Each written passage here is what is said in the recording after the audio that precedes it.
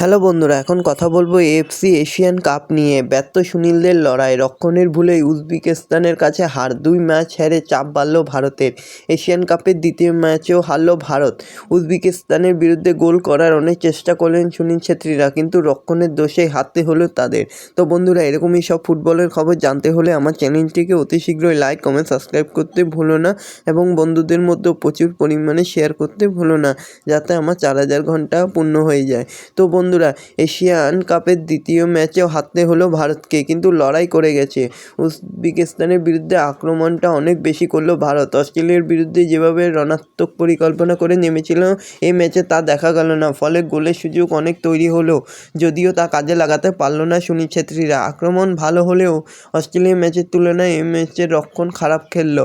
উজবেকিস্তানের 3টি গোলই হলো রক্ষণের ভুলে। তার ফলে অনেক লড়াই করেও হারতে হলো ভারতকে। তো বন্ধুরা, এরকমই সব খেলার খবর জানতে হলে আমার চ্যানেলটিকে অতি শীঘ্রই লাইক, কমেন্ট, সাবস্ক্রাইব করতে ভুলো না এবং বন্ধুদের মধ্যেও প্রচুর পরিমাণে শেয়ার করতে ভুলো না। ধন্যবাদ সবাইকে।